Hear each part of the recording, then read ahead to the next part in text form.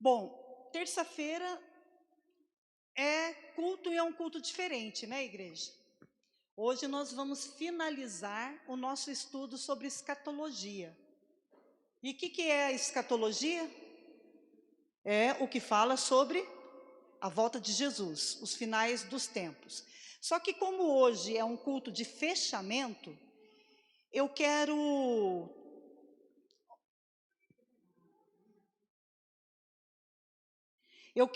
começar, vou obedecer ao Senhor literalmente, começar por um versículo muito polêmico. Aliás, uma passagem, não é um versículo. E ele é muito polêmico, mas é muito esclarecedor. Muito, muito esclarecedor. Então, na verdade, eu vou começar de trás para frente. Logo vocês vão entender. Abram, por favor, a palavra de Deus no livro de Lucas, capítulo 16. Nós vamos ler do 19 ao 31.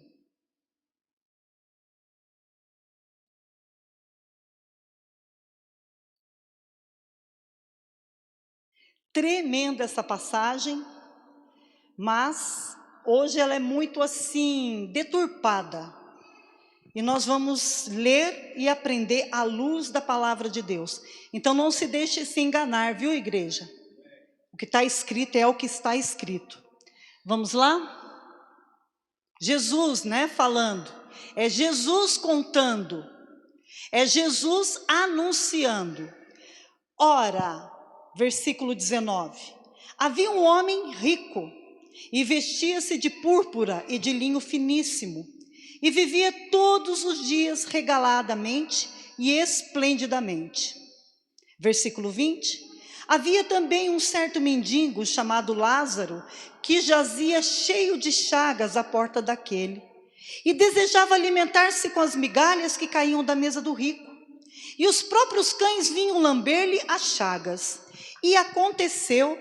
Obrigadão, E aconteceu que o mendigo, o que está escrito aí? Morreu. E foi levado por quem? Pelos anjos para o seio de Abraão. E morreu também o rico, mas esses os anjos não o levaram. O que aconteceu com esse? Ele foi sepultado. Ok. E no inferno, ergueu os olhos, estando em tormentos, e viu ao longe Abraão e Lázaro no seu seio. E clamando disse: Pai Abraão, tem misericórdia de mim. Manda Lázaro que molhe a água na ponta dos seus dedos e me refresque a língua, porque eu estou atormentado nesta chama. Disse, porém, Abraão: Filho, lembra-te que recebeste os teus bens em vida, e Lázaro somente os males. E agora este é consolado, e tu atormentado. E, além disto, está posto um grande abismo entre nós e vós, de sorte que os que quiserem passar daqui para vós não poderiam, nem tampouco os de lá passar para cá.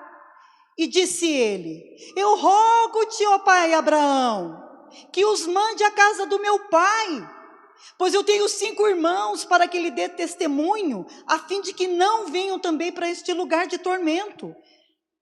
Disse-lhe Abraão: Eles têm Moisés e os profetas, ouçam-nos.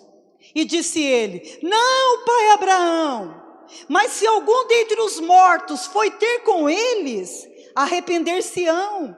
Porém Abraão lhe disse: Se eles não ouvem a Moisés e aos profetas, tampouco acreditarão, ainda que alguém dos mortos ressuscite.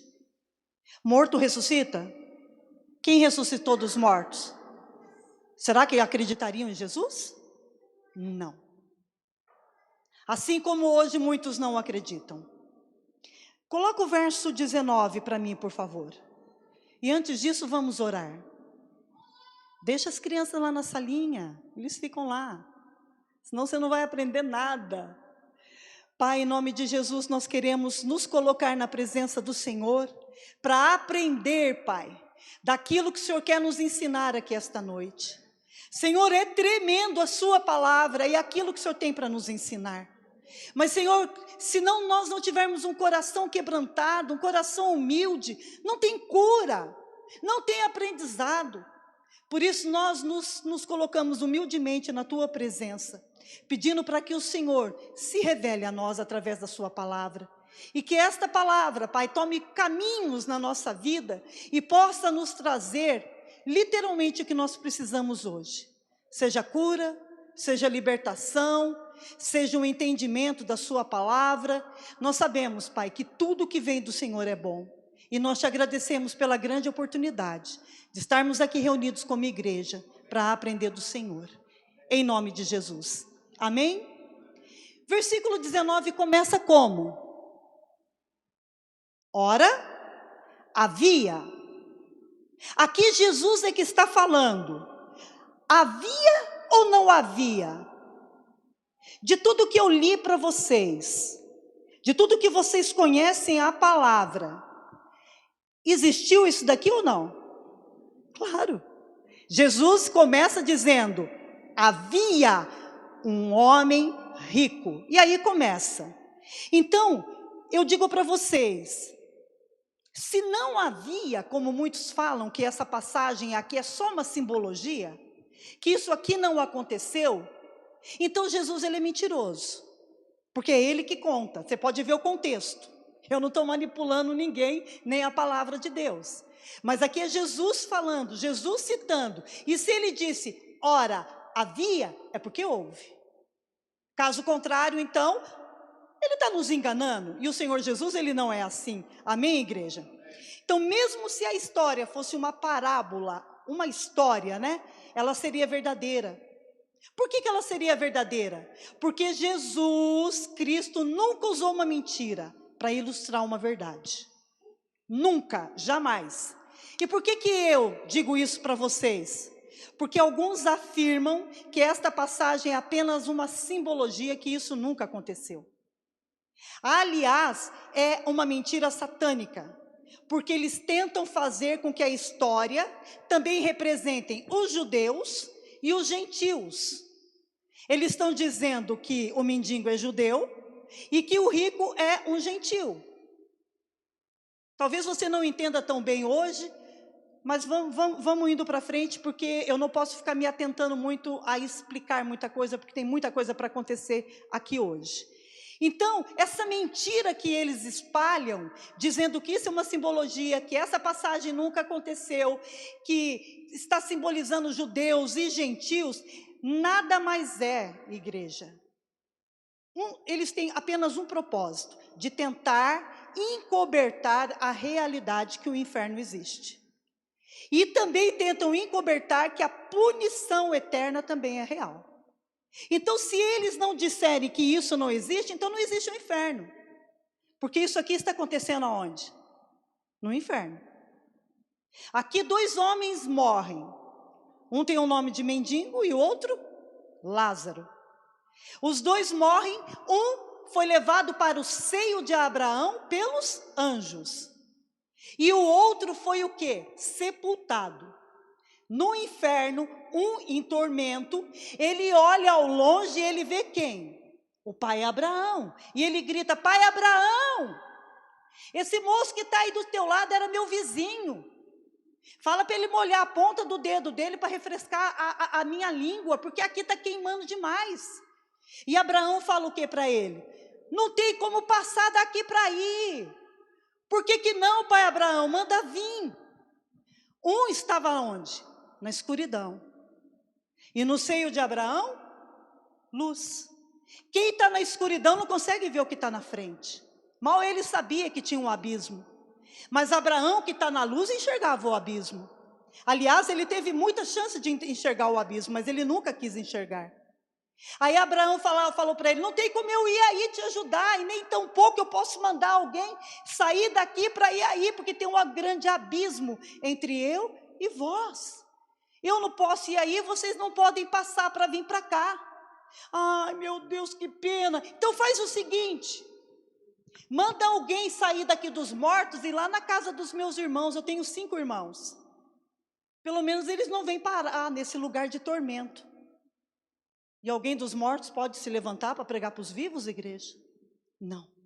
Só tem um que ressuscitou dos mortos. E esse se chama Jesus. A palavra de Deus diz que não é para consultar os mortos. Quem consulta os mortos são pessoas que vão em cartomante, pessoas que vão em centro de umbanda, de candomblé, kardecismo, não importa o que seja, porque são os espíritos que se levantam lá, né? Na verdade, não são os mortos que se levantam lá, por isso é que fica ali o engano, a manipulação, porque o que manifesta ali são demônios. Então, Abraão falou, nem que se alguém ressuscitar dos mortos, eles vão acreditar. Por eles tem quem? Moisés e os seus profetas, fala para eles ouvirem. E qual é o nosso papel nessa terra, senão de profeta? Amém? Ok. Então, se vocês daqui para frente escutarem, ou já escutaram, que isso aqui não existiu, isso é uma mentira. O propósito qual é? Encobrir que o inferno e a vida eterna não existe. Amém, gente? Aleluia. Nesta passagem fica bem clara a declaração de Jesus, da evidência e a realidade da imortalidade da alma, e a consciência da alma depois de deixar o corpo. O fato de existir lugares diferentes para os justos e para os ímpios, no período entre a morte e a ressurreição do corpo, e a verdade do tormento dos ímpios e o gozo para os justos. Eu usei para trazer esse estudo para vocês aqui hoje, a Bíblia Dake, uma Bíblia maravilhosa de estudo. Amém? Qual é a diferença dos justos com os ímpios? Os justos são aqueles que são pessoas boas, que fazem as coisas tudo certo? Não, os justos são aqueles que são justificados pelo sangue de Jesus. Os ímpios são aqueles que ouviram a palavra, mas eles rejeitaram a palavra de Deus. Sim, existe um lugar para os justos e um lugar para os ímpios. Mas nesta passagem, nós não estamos falando depois da morte e ressurreição de Jesus. Nesta passagem, nós estamos vendo Jesus em vida. Ele ainda não tinha morrido, não tinha ressuscitado, então ele estava contando de um fato que estava acontecendo naquele tempo. Embora para nós a Bíblia não segue uma ordem cronológica, poderia ser que aquele fato estivesse acontecendo naquele dia, como um pouco para trás, mas para frente não era, porque Jesus ainda não tinha ressuscitado. Então era um fato de verdade que tinha acontecido. Amém, igreja? Verso 22, coloca para mim, por favor. Aqui começa. E aconteceu que o mendigo morreu, em algumas traduções, dormiu, e foi levado pelos anjos para o seio de Abraão. E morreu também o rico, e foi sepultado. Então, neste versículo, Jesus está usando uma frase que era muito usada pelos judeus, para significar o paraíso. Por quê? Porque os anjos não carregam pessoas para os túmulos. Os anjos não carregam pessoas para a cova, mas para o paraíso. E é aqui que eu quero mostrar para vocês aonde fica o paraíso. Amém? Deixa eu ir seguindo os versículos aqui.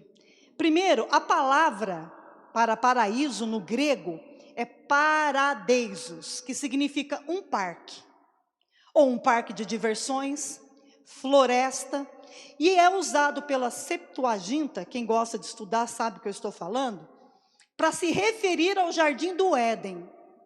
Só que paraíso no hebraico já é pardek. E o que significa pardek? Se no grego significa parque, parque de diversões ou jardim do Éden. O grego nós sabemos que é o Novo Testamento que foi escrito, tudo no grego. Se é hebraico, é Velho Testamento. Então o que significa paraíso no Novo Testamento? Parque de diversões. Significa jardim do Éden. E no Velho Testamento, o que significa paraíso? Traduzido como pomar. Olha que coisa interessante. Não precisa abrir, mas quando vocês lerem Cantares 4, versículo 13, Eclesiastes 2, versículo 5, fala sobre pomar. E floresta também. O paraíso é citado no livro de Neemias, capítulo 2, versículo 8, como floresta. Hoje a gente não vai mudar em nada a nossa salvação, amém? Mas muda totalmente o nosso conhecimento. Conhecereis a verdade, e a verdade vos libertará, não te salvará, porque você já foi salvo pelo sangue de Jesus, mas vai te libertar de algum jugo aqui nessa terra. Porque Jesus diz que ele veio para nos dar vida e abundância. Então muitas coisas pelas quais você passa nessa terra é porque você não tem conhecimento. O seu conhecimento te trouxe até aqui, mas aquilo que você ainda não sabe é que vai te levar em lugares muito além. Amém? Lucas 23, versículo 43. Olha o que vocês vão ler agora. E eu tenho que me conter. Tenho que falar devagar. Jesus falando novamente, né? Lucas 23, 43. E disse-lhe Jesus: em verdade te digo, que hoje estarás comigo no paraíso. Uhul! Aonde Jesus estava quando estava falando disso? Tinha morrido já? Com quem ele estava conversando? Com o ladrão. Tinha 2, né? Não tinha mais porque a gente não estava lá, né? Que ninguém nessa terra vale nada. Ninguém. Aí, Jesus do lado de 2 ladrões. Um começa a incitar Jesus, porque mesmo que se ressuscitasse dos mortos não ia acreditar mesmo. E o outro vai ficar quieto, rapaz. Nós temos o porquê estarmos aqui, mas ele não, ele é justo, ele não tem pecado. Aí Jesus vira para ele e fala: em verdade te digo, que hoje estarás comigo no paraíso. Então deixa eu te fazer essa pergunta. Nessa passagem, aonde fica o paraíso? A Michele fica assim, ó, tentando lembrar.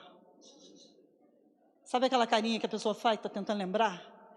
Vamos deixar ela lembrar então, né?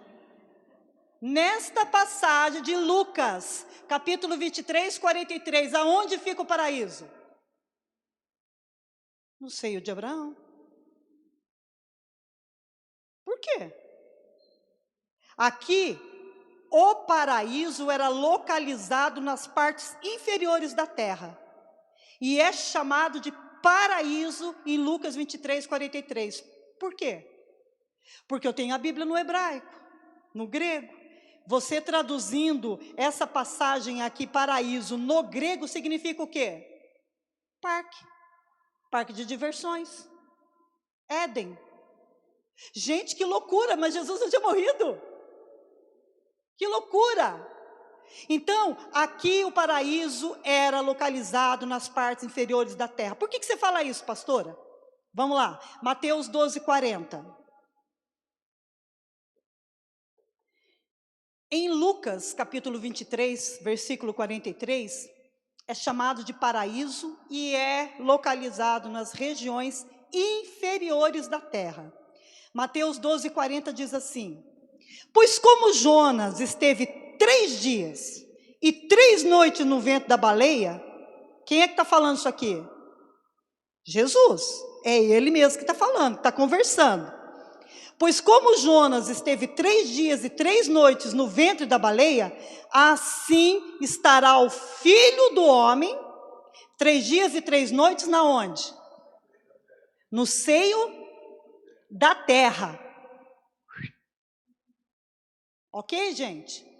Então fica claro aqui que após Jesus expirar na cruz, ele desceu para o seio da terra, ou seja, coração da terra em outras traduções.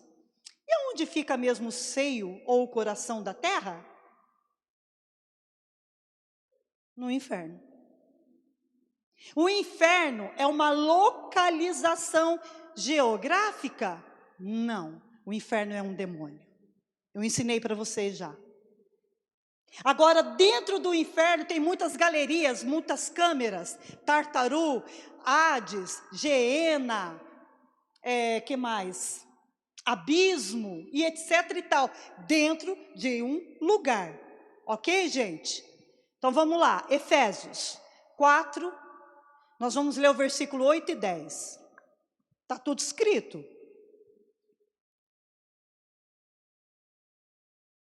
Entendeu, Michele, por que eu não saí de casa hoje? Não tinha como sair. Efésios 4, versículo 8 ao 10.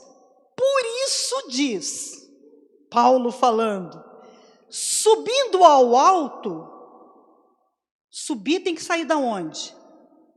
De baixo. Subindo ao alto, levou cativo o cativeiro e deu dons aos homens. Ora, isto ele subiu, que é, senão que também antes tinha descido às partes mais baixo da terra. Aquele que desceu é também o mesmo que subiu acima de todos os céus para cumprir todas as coisas. Acima de todos os céus. E no princípio, Deus fez os céus. Então, quantos céus existem? 3. Pastora do céu, tem 3 céus? Tem. Olha quanta coisa você está aprendendo. O primeiro céu é onde nós estamos. O segundo céu não adianta pegar foguete para ir lá, não vai chegar nunca. Lá é o mundo espiritual. E o terceiro céu é onde está o trono do Deus Altíssimo. Amém? Vamos lá. Então, se Efésios está falando que ele saiu lá de baixo, levou cativo o cativeiro, subiu como é que é? Subiu acima de todos os céus para cumprir todas as coisas. Então quer dizer que existe um outro paraíso. Uai. Se existe um paraíso no inferno, também existe um paraíso no terceiro céu, vocês não concordam? Mas se não tiver na palavra de Deus, não adianta. Então vamos ver se está na palavra de Deus. 2 Coríntios 12, do 1 ao 4.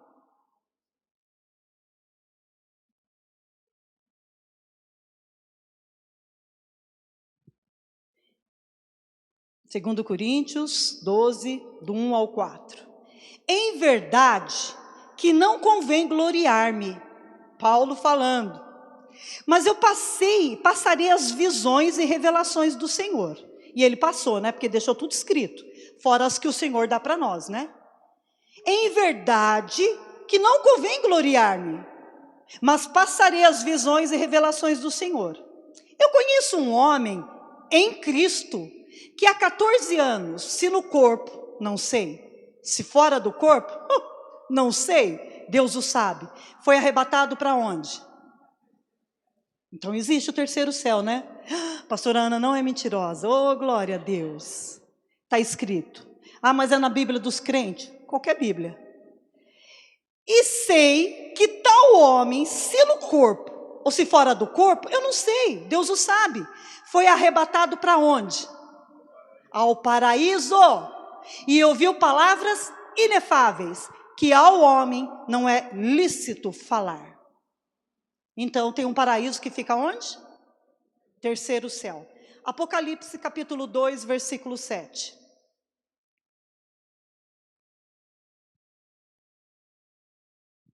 Acharam? Quem tem ouvidos, ouça o que o Espírito, com letra maiúscula, que quer dizer o Espírito Santo, diz às igrejas. Ao que vencer, dar-lhe-ei a comer do quê? Da árvore da vida que está no meio do paraíso de Deus. O que significa paraíso no Novo Testamento em grego? Parque. Parque de diversões. Jardim do Éden. Aleluia. Então, para qual paraíso o Senhor Jesus levou o ladrão? Para qual paraíso Jesus levou o ladrão? Quê? Vocês estão falando enrolado só para mim não entender, né? Fala aí, William da Bianca, qual paraíso? No. Por quê? Como poderia o ladrão ir primeiro para o primeiro céu, para o terceiro céu, se Jesus ainda não tinha ido? Hã? Se Jesus, assim que expirou, foi primeiro para onde? Para baixo. Mas como é que você sabe disso, pastora? Porque está escrito em cadê? Mateus 12:40 de novo, por favor. Gente, nunca se deixe enganar. Nunca. Pois como Jonas esteve 3 dias e 3 noites no ventre da baleia, assim estará o Filho do Homem 3 dias e 3 noites no coração da terra. E lá no coração da terra ele foi para onde? Para o seio de Abraão. O seio de Abraão é o paraíso que fica sob a terra. Não é sob a terra. Amém, gente? Aleluia. Eu não posso sair daqui. Hebreus, capítulo 2, 14 e 15.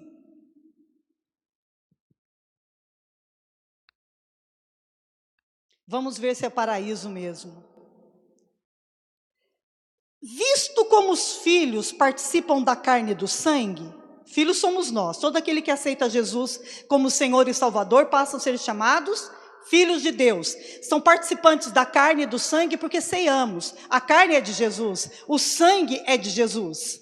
Então, visto como filhos que participam da carne e do sangue, também ele participou das mesmas coisas, para que pela morte aniquilasse o que tinha o império da morte, isto é, o diabo, e livrasse todos os que, com medo da morte, estavam por toda a vida sujeitos à servidão. Porque na verdade, olha só, porque na verdade, ele não tomou a anjos, mas quem? A descendência de Abraão. Ok, o que aconteceu com o mendigo mesmo lá na passagem de Lucas? Ele foi levado pelos anjos para onde? Para o seio de Abraão. E morreu rico e foi levado para o seio de Abraão? Não, ele foi sepultado. Ele ficou em outro lugar do inferno. Voltando para Lucas 16, capítulo 19 ao 31, não precisa abrir. Para onde foi mandado o mendigo? Para o seio de Abraão. Seio aqui quer dizer estar no seio, estar próximo dessa pessoa no momento. Ou pode ser uma expressão idiomática que quer dizer que tem um relacionamento íntimo. Antes da ressurreição de Cristo, antes de Jesus ir para a cruz, morrer, ressuscitar, antes de Jesus nascer, todas as almas justas iam para o seio de Abraão, ou paraíso, aonde ficavam presas pelo diabo, mas contra a sua vontade, porque naquela época quem tinha a chave do inferno era o diabo. Então, quando Cristo morreu, o seu corpo foi para o túmulo, mas ele, Jesus, o Cristo, foi para o paraíso e libertou aqueles justos que estavam cativos e os levou para o céu. Ele não foi pregar para anjos, ele foi pregar para a descendência de Abraão. Vocês sabem quem é o pai, o nosso pai na fé? Fala para o seu irmão, Abraão. Então nós somos descendência de Abraão. Amém? Glória a Deus. Mas e hoje quando um crente morre? Porque isso aqui eu estou falando do seio de Abraão, é antes de Jesus morrer. Depois que Jesus morreu, desceu e levou cativo, preso para ele, quem estava preso lá embaixo, e ele levou ao terceiro céu, aquele lugar ficou vazio. Não tem mais necessidade de ter ninguém lá. Por quê? Porque Jesus ressuscitou dos mortos. O Espírito Santo tirou Jesus daquele lugar. Depois de 3 dias. Ele não ficou 3 dias morto? Ele desceu à mansão dos mortos. Onde é a mansão dos mortos? Debaixo da terra. No meio da terra. No coração da terra. Amém, igreja? Hoje, depois da morte e ressurreição de Jesus, um crente, quando ele morre, ele não fica mais cativo pelo diabo, nas partes inferiores da terra, mas ele vai imediatamente para o céu, aguardar a ressurreição do quê? do seu corpo. O seu espírito voltou para Deus. Se nós morrermos ou dormirmos antes que Jesus volte para buscar a igreja, ao morrer, são os anjos que vêm nos buscar. São anjos. Anjos não levam ninguém para a sepultura. Anjos levam para o paraíso. Não temos mais necessidade de ir para o seio de Abraão. Por quê? Porque Jesus tomou a chave da mão do diabo e venceu a morte na cruz.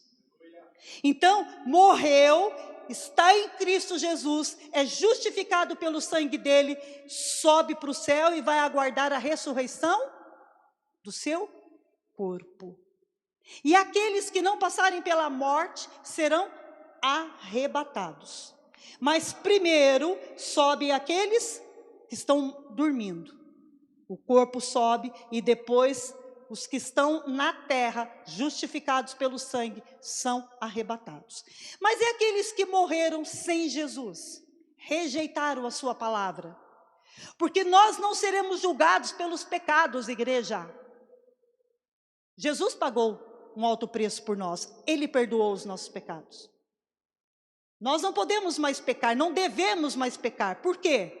Porque uma vez confessado e abandonado, nós somos justificados pelo sangue de Jesus.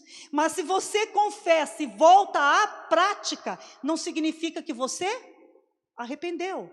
E o reino de Deus na vida de uma pessoa só é chegado quando existe arrependimento. Então, se você não consegue largar das práticas erradas, é porque você não arrependeu. E se você não arrependeu, você não vai para o paraíso.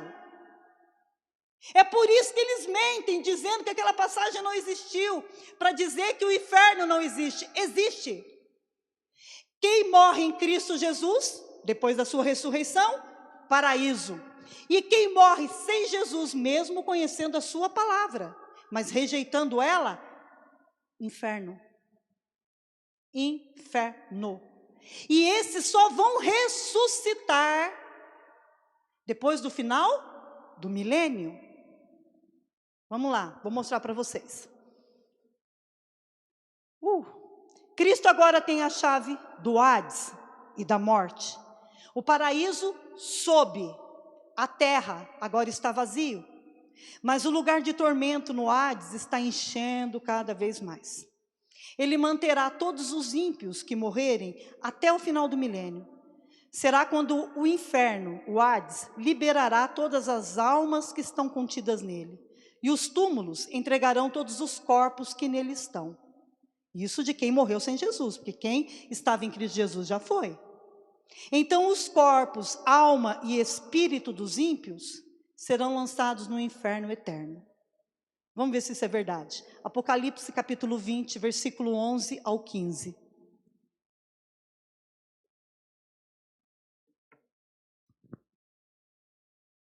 Eu vi um grande trono branco, e o que estava sentado sobre ele, de cuja presença fugiu a terra, o céu, e não se achou lugar para eles. E eu vi os mortos, grandes e pequenos, que estavam diante de Deus. E abriram-se os livros, e abriu-se também um outro livro, que é o livro da vida. E os mortos foram julgados pelas coisas que estavam escritas nos livros, segundo as suas obras. E deu o mar os seus mortos que nele havia, e a morte e o inferno deram os mortos que nele havia. E foram julgados cada um segundo as suas obras. E a morte e o inferno, olha só, e a morte e o inferno foram lançados no lago de fogo. Esta é a segunda morte. E aquele que não foi achado inscrito no livro da vida, foi lançado na onde, igreja? No lago de fogo, aonde que já está o falso profeta, a besta e agora o inferno. Que livro da vida é esse? Assim, quando nós aceitamos a Jesus como Senhor e Salvador, é tudo registrado. Automaticamente, quando você confessa os seus pecados, você se arrepende, o seu nome é inscrito no livro. Então, é como se você chegasse diante de um portal e, vamos lá, vamos ver se você foi convidado para as bodas. As bodas é o casamento. A igreja tem o nome de noiva. Homem e mulher têm nome de noiva. E as bodas quer dizer que a igreja vai casar com alguém. Quem é o noivo que casa com a igreja? Jesus. Então, para que você seja considerada igreja, noiva, teu nome tem que estar escrito nesse livro. Estando no livro, de boa, passaporte carimbado, você pode entrar. Então, as pessoas não vão serem julgadas pelos pecados, e sim pelas suas obras. Na verdade, elas serão julgadas pelo perdão que elas não quiseram. Porque Jesus é Senhor e Salvador. Ele nos traz o perdão dos nossos pecados. Quando você não aceita o perdão dos seus pecados, significa que Jesus não é nada para você. Por isso que volta e meia você faz as mesmas coisas erradas. Então, você será julgado pelo perdão que você não quis receber. Entenderam, igreja? Agora, qual é o desfecho da história de Apocalipse? Vamos abrir Apocalipse 22, e eu encerro aqui, do capítulo 1 ao 21. Aleluia. Apocalipse 22, do 1 ao 21. Por que eu comecei de trás para frente? Porque o desfecho de tudo que vai acontecer conosco, depois da ressurreição de Jesus, depois de nós sermos ou glorificados, né, o túmulo, o nosso corpo subir, ou arrebatados, tudo o que vai acontecer está aqui. Vamos lá, versículo 1. E mostrou-me um rio puro da água da vida, claro como cristal, que procedia do trono de Deus e do Cordeiro. 2. No meio da sua praça, e de um e de outro lado do rio, estava a árvore da vida, que produz 12 frutos, dando o seu fruto de mês em mês. E as folhas da árvore são para a saúde das nações. E ali nunca mais haverá maldição contra alguém, e nela estará o trono de Deus e do Cordeiro, e os seus servos o servirão. E verão o seu rosto, e nas suas testas estará o seu nome. Na testa de quem? Nossa. É por isso que o diabo quer marcar, né? A fronte. E ali não haverá mais noite, e não necessitarão de lâmpada, nem de luz do sol, porque o Senhor Deus os ilumina, e reinarão para todo o sempre. E disse-me, estas palavras são fiéis e verdadeiras, e o Senhor, o Deus dos santos, profetas, enviou o seu anjo para mostrar aos seus servos as coisas que em breve hão de acontecer. Eis que cedo venho. Bem-aventurado aquele que guarda as palavras da profecia deste livro. E eu, João, sou aquele que vi e ouvi estas coisas, e havendo-as ouvido e visto, ajoelhei-me aos pés do anjo, que mostrava para o adorar. E disse-me, olha, não faças tal, porque eu sou conservo teu e de teus irmãos. O que o anjo está falando para ele? Não faz isso não, cara, não ajoelha diante de mim não. E tem gente que fica rezando até para anjo, né? Se não é nem para ajoelhar, não vai nem adiantar rezar, porque ele não vai poder te ouvir. Na verdade, quem vai ouvir vai ser outro anjo, né? O anjo caído. E disse-me, olha, não faças tal, porque eu sou conservo teu e teus irmãos, os profetas, e dos que guardam as palavras deste livro. Adora a Deus. E disse-me, não seles a palavra da profecia deste livro, porque próximo está o tempo. Quem é injusto, seja injusto ainda. E quem é sujo, seja sujo ainda. E quem é justo, seja justificado ainda. E quem é santo, seja santificado ainda. E eis que cedo venho, e o meu galardão está comigo, para dar a cada um segundo a sua obra. Eu sou o Alfa e o Ômega, o princípio e o fim. Alfa é a primeira letra do alfabeto grego, e o Ômega é a última. Significa que ele é o começo e o fim, o primeiro e o derradeiro. Bem-aventurado aqueles que guardam os seus mandamentos, para que tenham direito à árvore da vida e possam entrar na cidade pelas portas.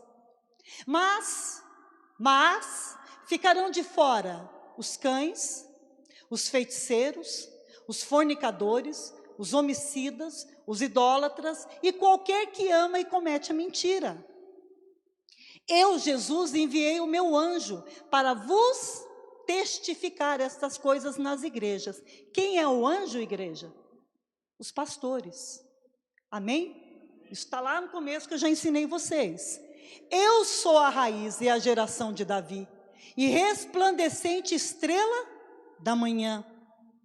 E o Espírito e a esposa dizem, vem. E quem ouve, diga, vem. E quem tem sede, venha. E quem quiser, tome de graça da água da vida.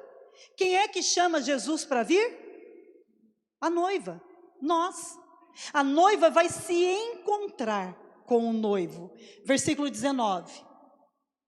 E se alguém tirar quaisquer das palavras do livro desta profecia, Deus tirará a sua parte do livro da vida, e da cidade santa, e das coisas que estão escritas neste livro. Aquele que testifica essas coisas diz, certamente, cedo venho. Amém. Ora vem, Senhor Jesus. Até o versículo 21. A graça do nosso Senhor Jesus Cristo seja com todos vós. E a igreja? Diga amém. Coloca novamente o versículo para mim, o versículo 1. Vocês vão lendo. E eu vou mostrar para vocês. Nesta passagem, o rio de água da vida simboliza que a nossa salvação foi iniciada e consumida por Deus e pelo Cordeiro. O rio de graça procede do trono de Deus e do Cordeiro e fluirá por toda a eternidade. A eternidade começa quando o diabo for lançado no lago que arde em enxofre. Fogo e enxofre. Ali já começa a eternidade. Versículo 2. Aqui fala da árvore da vida. Esta é aquela árvore proibida. A árvore da vida. Esta é a árvore que foi proibida a Adão e Eva depois da queda. Porque antes da queda, Deus falou para ele, você pode experimentar comer de qualquer árvore, menos a árvore do conhecimento do bem e do mal. Deus não fechou o Éden. Deus não fechou o Éden. Deus colocou os 2 querubins para proibir a passagem para a árvore da vida. E eu li e falava, meu Deus, Deus fechou o Éden está fechado. O Éden não está fechado. O que está lacrado é a passagem que leva para a árvore da vida, não para nós, porque nós somos filhos. Amém? Onde eu estou aqui? Agora, essa disposição vai ficar para todos que são justificados. Os frutos e as folhas que aqui diz, desta árvore, simboliza a transbordante abundância e a consumação da nossa salvação que Cristo trouxe, da sua vida e morte por nós. Também está em João 10:10. Versículo 9. O Apocalipse é a revelação de Jesus Cristo. Mas as visões foram transmitidas para quem, igreja? Apocalipse é a revelação sobre Jesus. Mas as visões foram dadas para quem? Para quem escreveu o Apocalipse. Quem escreveu o Apocalipse? João. Através de um anjo, né? Está no versículo 16. Teus irmãos, os profetas. João aqui está sendo reconhecido como porta-voz de Deus, assim como os demais profetas do Antigo e do Novo Testamento. Versículo 10. Interessante que vocês vão aprender agora. Aqui está dizendo que não é para fechar, não é para selar o livro. Ao contrário que foi dito para o profeta Daniel. Para Daniel foi dito, cele, feche o livro. João recebe a ordem de não selar o livro até o tempo do fim. O Apocalipse é revelado para a igreja em todas as gerações, inclusive a de João. O tempo está próximo, e assim também durante a passagem dos anos, a igreja deve viver na expectativa purificadora da proximidade da segunda vinda de Cristo. Portanto, é na igreja que nós alcançamos a consagração, a santificação e a purificação.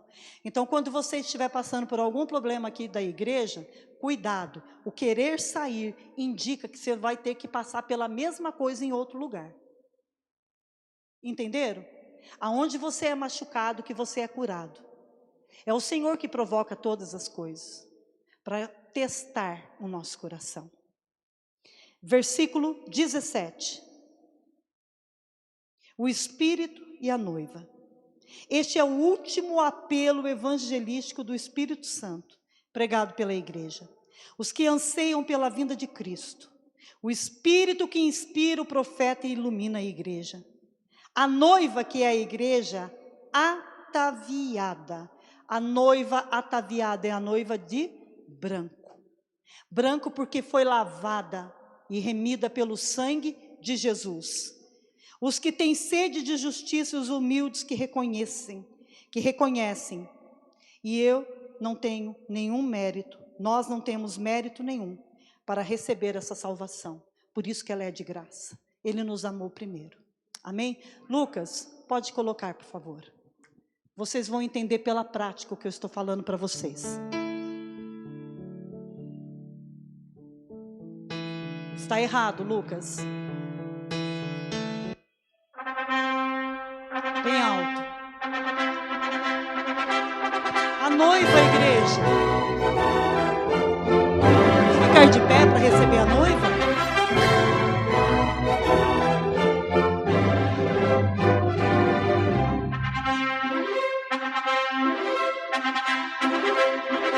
Mais alto.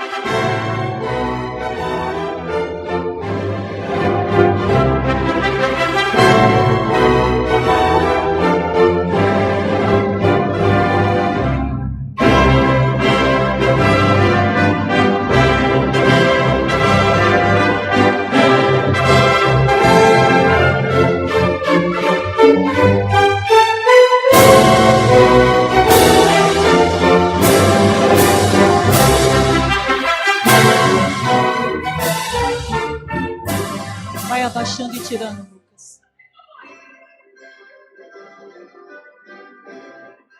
Pode tirar, Lucas.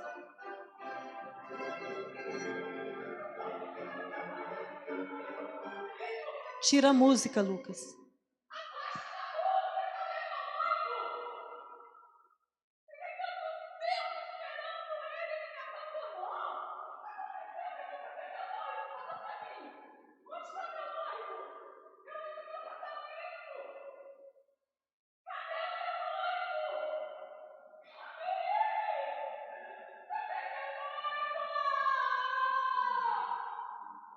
Lucas.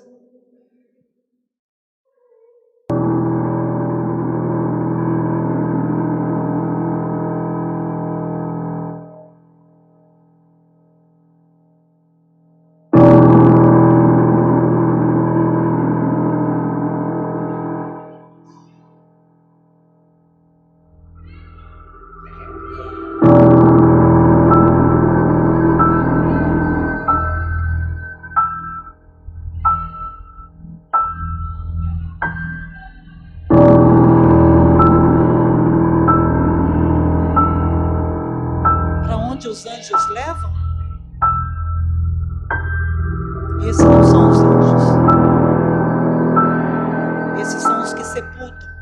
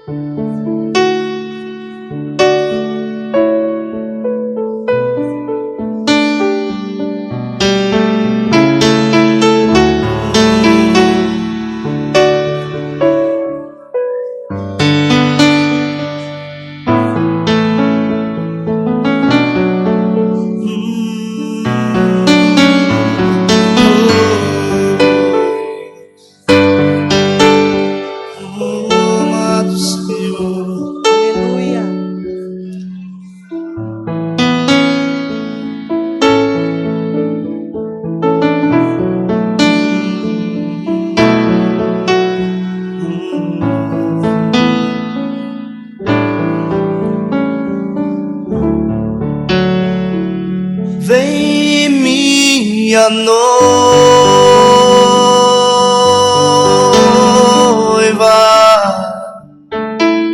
vem minha noiva,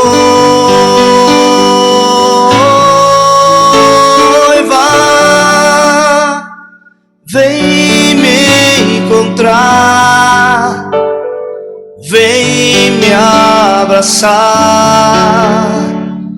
vem minha noiva,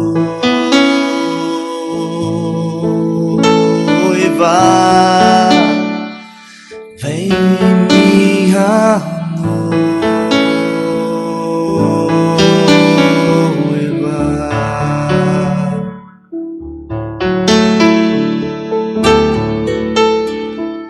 Vem minha noiva,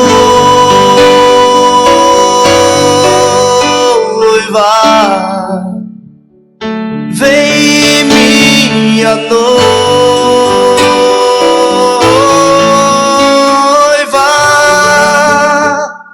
vem me encontrar, vem me abraçar, vem minha noiva,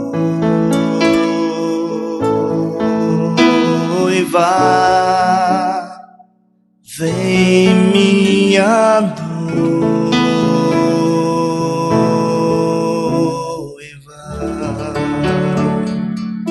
Jesus, nós declaramos a Ti, declaramos o nosso amor, declaramos a nossa dependência, declaramos a Ti, lindo noivo, amado da nossa vida, amado da nossa vida. Estamos aqui, Jesus, estamos aqui, estamos aqui, estamos aqui. Aleluia. Queremos abraçar, Feche seus olhos, igreja. queremos ser tocados por Ti. Glória a Deus. Queremos te abraçar, te beijar. Glória a Deus. Coloca para mim, Lucas, por favor, Apocalipse 22, versículo 20.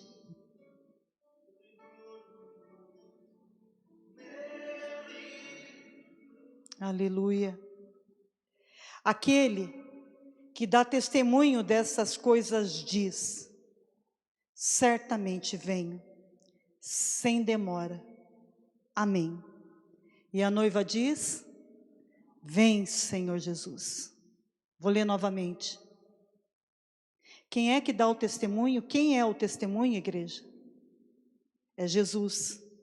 E é Ele que está falando. Aquele que dá testemunho dessas coisas diz: certamente venho sem demora. Amém. E a noiva diz: vem, Senhor Jesus. Ora vem, Senhor Jesus. Amém?